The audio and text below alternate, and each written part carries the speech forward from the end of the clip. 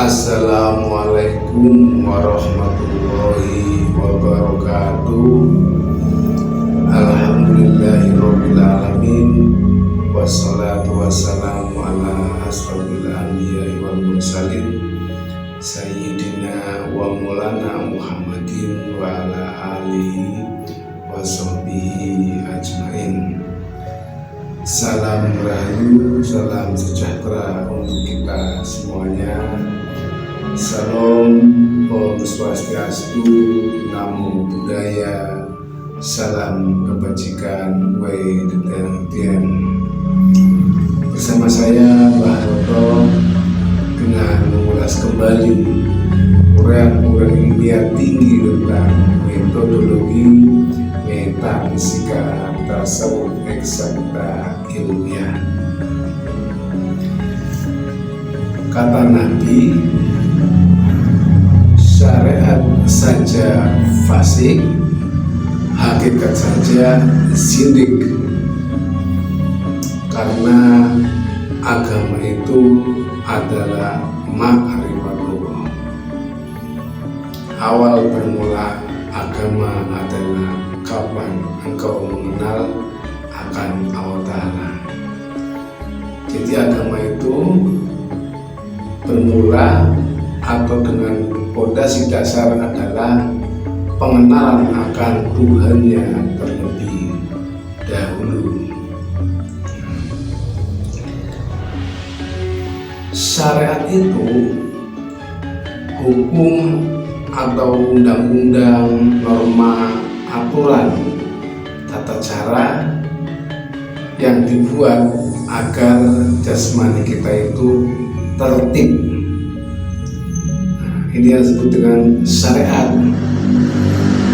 Syariat ini dipengaruhi oleh ruang dan waktu zamannya Rasul utusan masing-masing. Makanya umatnya Rasul terdahulu itu berbeda-beda syariatnya, karena dipengaruhi oleh ruang dan waktu existing zamannya. Jadi tidak perlu diperdebatkan. Ibaratnya syariat Nabi Nuh berbeda dengan syariat Nabi Ibrahim, ataupun Musa, ataupun Isa, ataupun Nabi Muhammad. Itu berbeda-beda karena syariat itu adalah hukum atau undang-undang, norma yang dibuat agar jasmani kita itu tertib. Yang ini masih sifatnya adalah horizontal antara manusia dengan manusia atau dengan alam semesta. Ini adalah syariat. Sedangkan hakikat itu adalah adanya ketersambungan antara manusia dengan Tuhannya. Ini yang disebut dengan hakikat. Nah, hanya saja ketersambungan ini mesti melewati sebuah metodologi. Nah, ada teknik, jalan dan caranya, dan juga rukun dan syaratnya. Ini baru orang yang berhakikat. Jadi seandainya ada orang yang mengaku berhakikat tapi tidak melalui metodologi, rukun dan syarat, jalan dan caranya, ini pastinya hakikatnya bukan dalam bimbingan utusan atau rasul, tetapi dalam bimbingan syaitan. Nah, makanya syariatnya hakikat adalah mesti memakai sebuah metodologi beserta rukun dan syaratnya. Nah, jika tidak memakai metodologi, maka sama saja dengan mengingkari rasul. Karena hubungan antara manusia dengan Tuhan itu mesti melalui seorang utusan atau rasul. Karena Allah Ta'ala menghampiri alamnya manusia dunia lalu memakai seorang utusan. Maka manusia dalam berhubungan kepada Tuhan Yang Maha Esa atau Allah Subhanahu wa Ta'ala mesti memakai atau melewati seorang utusannya. Yang itu ada di baliknya metodologi beserta rukun dan syarat. Nah, metodologi ini bahasa Islam disebut dengan toriko atau tarekat. Di agama lain pun ada nama teknik jalan dan cara dalam berhubungan dengan Tuhannya. Nah, jadi ini adalah definisi antara syariat dan hakikat. Makanya syariat saja fasik karena ini masih ranah horizontal antara manusia dan manusia dan juga alam semesta. Sedangkan hakikat saja sindik, adanya ketersambungan tetapi tidak memakai syariatnya hakikat. Syariat hakikat itu sindik ketika tidak mulai metodologi. Nah, karena syariatnya hakikat mesti melalui metodologi. Nah, dahulu Bani Israel itu adalah kaum yang sangat dicintai oleh disayang oleh Tuhan. Tetapi lambat laun, lama-lama pun Bani Israel itu dimurkai atau dilaknat Tuhan. Karena apa? Dahulu awalnya itu ma'rifat, mengenal akan Tuhannya. Akan tetapi lambat laun pun terkikis menjadi syariat kembali. Jadi dulu itu kaum Bani Israel atau yang sekarang itu Yahudi sebagai ikoniknya, ini adalah condong ke ilmu syariat, menjadi ilmu syariat saja. Nah, kemudian di agama Nasrani ini ikoniknya dengan ilmu hakikat. Nah, dahulu pun pada awal dipimpin oleh Nabi secara langsung, hakikatnya itu ada metodologisnya, yaitu melalui utusannya, yaitu Nabi Isa itu sendiri. Ketika terpimpin oleh seorang rasul utusan di zaman itu, maka metodologinya adalah langsung dipimpin oleh seorang utusannya itu. Tetapi lambat laun pun, nah hakikatnya itu ketika Nabi Isa diangkat oleh Allah Ta'ala kembali menjadi syariat lagi. Jadi yang awalnya hakikat karena terpimpin langsung oleh utusannya, artinya di situ langsung beserta dengan metodologinya. Karena seorang rasul itu akan menunjukkan jalan dan cara bagaimana cara beribadah kepada Tuhannya. Nah, jadi urusan ini pasti akan memegang atau membawa pegangan yang disebut metodologi. Tapi ketika seorang utusan ini diangkat atau berlindung, maka lambat laun pun harga itu menjadi syariat kembali. Tapi momentumnya adalah sebenarnya adalah hakikat. Makanya Nabi di agama Nasrani itu condong akan hakikatnya. Tapi lambat laun menjadi syariat kembali. Tapi jangan paksakan syariatnya di zaman ini dengan syariatnya di zaman Rasul sebelumnya itu sama, pastinya berbeda karena dipengaruhi oleh ruang dan waktu zamannya masing-masing. Nah, sedangkan selanjutnya di agama Islam yang dibawakan oleh Nabi Muhammad mengembalikan adalah kemurnian antara agama tauhid, yaitu agama yang bermakrifat. Nah, agama yang bermakrifat ini adalah hasil daripada pembelajaran atau pelajaran dari syariat dan hakikat. Jadi syariat dan hakikat yang dikerjakan bersama-sama menghasilkan ma'rifatullah. Jadi syariat adalah antara manusia dan manusia horizontal, sedangkan hakikat adalah vertikal, sambungannya menuju Allah Ta'ala. Jadi syariat dan hakikat inilah yang menghasilkan adalah ilmu ma'rifatullah.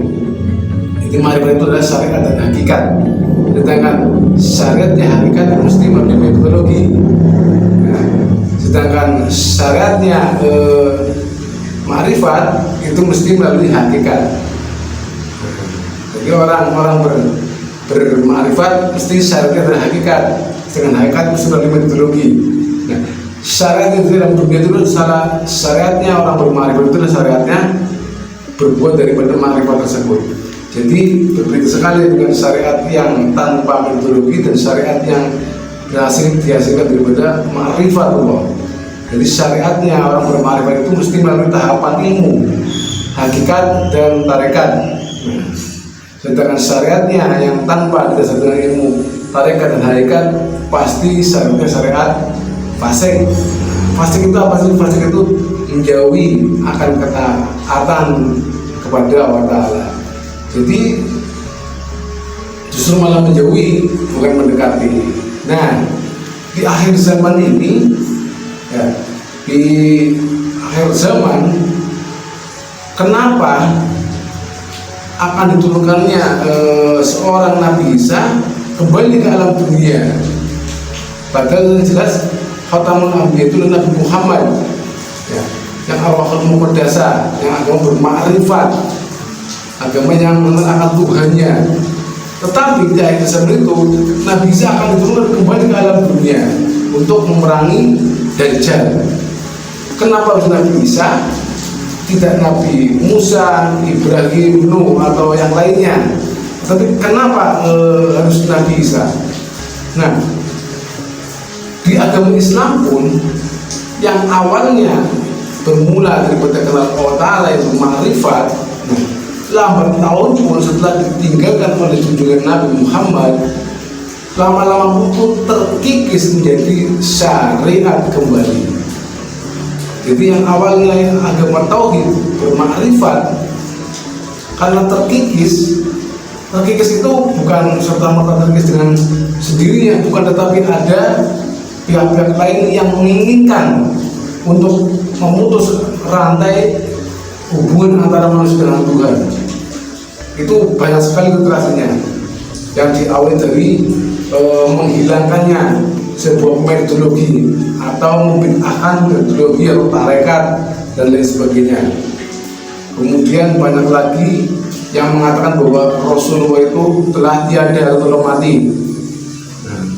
Nah, kemudian ada lagi banyak lagi yang Mi'raj itu hanya untuk Nabi saja, umatnya tidak bisa Mi'raj. Nah, ini banyak sekali hal-hal yang seperti ini yang dihembus-hembuskan sehingga umatnya itu menjadi terdogma. Akhirnya agama yang berawal dari mengenal akan Allah Ta'ala menjadi syariat kembali. Karena apa? Ketika tarekat atau metodologi itu dianggapnya bid'ah atau sesat atau tidak ada dalam zaman Nabi, maka otomatis hakikatnya pun nggak ada. Karena jalannya hakikat itu mesti melalui tarekat. Nah, jika tidak ada hakikat, maka tidak mungkin muncul tentang ma'rifat atau mengenal Allah Ta'ala. Karena jalannya mengenal Allah Ta'ala mesti melalui hakikat vertikal. Tidak serta-merta kita langsung bisa mengenal Allah Ta'ala, tidak bisa, pasti ada tahapan ilmunya. Nah, di akhir zaman ini agama Islam pun yang bermula awalnya ma'rifat mengenal Allah Ta'ala, lambat tahun pun akhirnya menjadi syariat kembali. Nah, kemudian bagaimana setelah turunnya semua umat semua ternyata dari agama-agama sebelumnya pun luntur menjadi syariat. Agama Nasrani pun sebelumnya yang hakikat pun turun menjadi syariat. Kemudian Islam pun yang awalnya bermakrifat tauhid akan mengenal Allah pun menjadi syariat kembali. Nah, ini di akhir zaman kenapa yang diturunkan adalah Nabi Isa yang dari utusan yang di zaman Nasrani atau agama Kristen. Nah, karena Nabi Isa itu adalah ikonik agama yang di situ pengaruh adalah ilmu hakikat. Karena apa? Untuk mengembalikan agama yang bermakrifat atau agama yang tauhid Allah Ta'ala mesti melalui syariat dan hakikat. Sedangkan zaman sekarang ini sudah hampir semuanya ternyata agama hanya sekedar syariat saja. Walaupun agama Islam ternyata hanya sekedar syariat, walaupun agamanya Kristen ternyata hanya syariat saja, walaupun agama Hindu ternyata hanya sekedar syariat saja.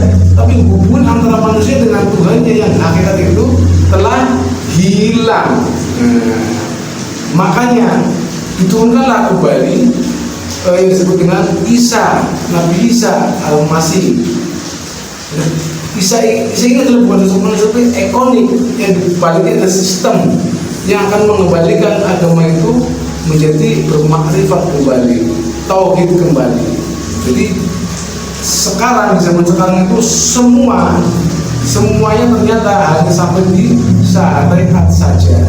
Nah, untuk bisa melekat diri kepada Tuhannya, maka diperlukan ilmu yang satunya lagi, yaitu ilmu hakikat. Nah, ilmu hakikat ini ikonnya Nabi Isa atau Isa Al-Masih. Jadi diperlukan ilmu syariat dan hakikat inilah maka akan muncul ma'rifatullah dan agama tauhid. Nah, dengan waktunya, momentumnya, ketika Nabi Isa turun ke alam dunia membawa ilmu hakikat yang dibaliknya melalui metodologi, jalan dan caranya, kemudian rukun dan syaratnya, syariat agama apapun jika menggandeng dengan metodologi yang dibawa oleh Nabi Isa, maka otomatis syariat dan agama itu akan muncul kembali ma'rifatullah. Jadi agama yang mengatakan Allah Ta'ala dari seluruh sudut pandang semua agama. Inilah adalah Nabi Isa Al-Masih yang ditunggu oleh semua umat manusia. Tetapi Nabi Isa ini turun dalam dunia, syariatnya adalah syariatnya agama Islam. Karena apa? Untuk menyempurnakan agama Islam yang awalnya ma'rifat terkait menjadi syariat, kemudian dibutuhkan ilmu hakikat ini dari Nabi Isa. Nah, kemudian setelah ilmu hakikat ini diturunkan melalui metodologi yang waras dan mutlak jalan serta rukun syaratnya, maka akan terjadi ma'rifatullah, mengenal akan Allah Ta'ala. Jadi antara Isa Al-Masih dan Dajjal Al-Masih sudah terlihat terbayangkan. Nah, Isa Al-Masih adalah menyambungkan hubungan kembali antara manusia dengan Allah Ta'ala. Sedangkan syariat saja itu pastinya akan buatnya sindir atau fasik, menjauhkan diri daripada ketaatan akan Allah Ta'ala. Nah, makanya ma'rifat itu hasil daripada ilmu syariat dan hakikat.